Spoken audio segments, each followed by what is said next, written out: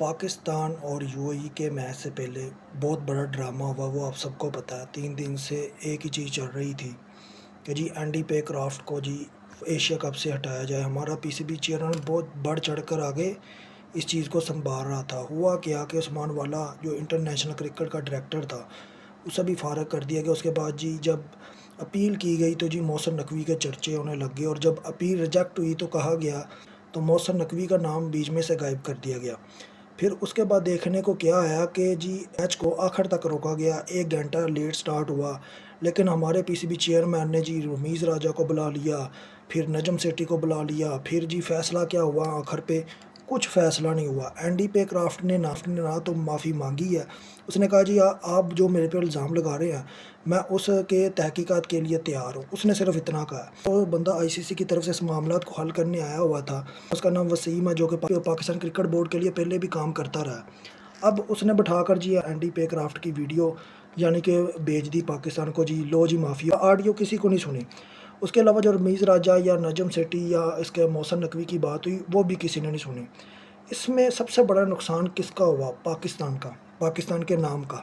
ایک ایسے پرچی باز کو PCB چیئرمین لگا دیا جس کی کوئی حیثیت نہیں تھی، جسے یہ نہیں پتا تھا کہ اس نے جو ورڈ یوز کیا ہے، جو ورڈ اس نے ساتھ لگایا شوخی میں کہ جی ہم بائیکاٹ کر دیں گے۔ بائیکاٹ تو انڈیا نہیں کر پایا، اتنی تنقید کے باوجود وہ آ کر پاکستان کے ساتھ کھیلے، تو ہم کیسے بائیکاٹ کر سکتے تھے؟ اس کے کچھ نقصانات بھی تھے، نقصانات کو جھیلنے کے لیے تیار تھے، تو پھر آج آپ کو بائیکاٹ کر دینا چاہیے تھا۔ کبھی آپ شہباز شریف کے پاس جا رہے ہیں، کبھی آپ نجم سیٹھی کو بلا رہے ہیں، کبھی آپ رمیز راجہ کو بلا رہے ہیں۔ میرے خیال میں آپ اچھا ڈیسیجن لیتے، بائیکاٹ کرتے۔ مشاہد حسن جو کہ سینیٹر ہے وہ خود کہہ رہا ہے کہ جی اگر محسن نقوی نے کہا تھا بائیکاٹ تو بائیکاٹ کر دیتے، کیا ہوتا اس میں؟ جو آج محسن نقوی آئے جی ہماری جیت ہوگی، اس نے معافی مانگ لی، کاہے کی معافی مانگ لی؟ اپنے پاکستان کے نام کی جو بدنامی کرائی ہے اس کا کیفر کردار تک پہنچائے گا اس معاملے میں۔ محسن نقوی کا یہ ڈیسیجن کسی حوالے سے نہیں مانا جا سکتا۔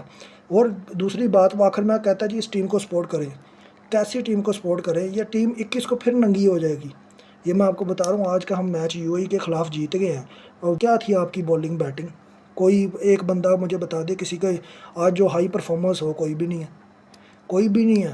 ملی جولی پرفارمنس، اور وہ بھی اتنی تھکی پرفارمنس ہے کہ 21 کو آپ کو پھر ننگا کر دیا جائے گا، پھر آپ کوئی نہ کوئی ٹوپی ڈرامہ رچانے کی کوشش کریں گے۔ بات صرف اتنی ہے کہ پوری کی پوری ٹیم پرچی پہ ہے، آپ کا PCB چیئرمین پرچی پہ ہے، تو رزلٹ کہاں سے نکلیں گے؟ رزلٹ تو کسی حوالے سے نہیں نکلیں گے۔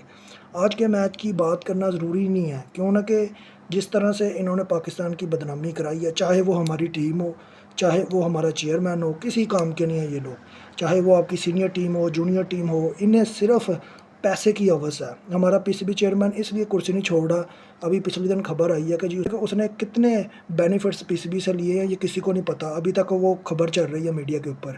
تو یہ لوگ صرف اپنے لیے کھیلتے ہیں، پاکستان کے لیے کوئی نہیں کھیل رہا۔ اس ٹائم بھی دیکھ لے تو پاکستان کے لیے کون کھیل رہا ہے؟ چلے مجھے ایک بندے کا نام بتا دیں۔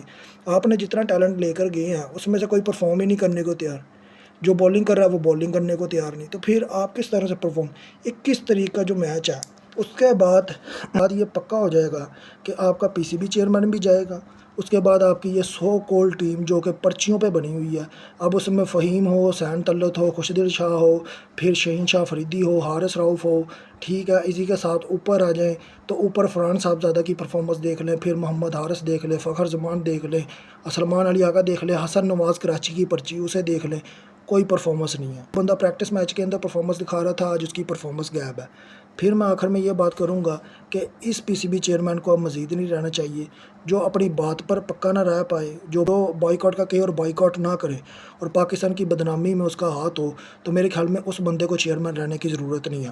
وہ بعد میں یہ کہے کہ جی ہمیں سیاست کرنے کی ضرورت نہیں ہے، آپ سیاست کی بات ہی نہ کریں، سیاست والی تو بات ہی کوئی نہیں تھی جب آپ نے بائیکاٹ کا کہہ دیا تھا۔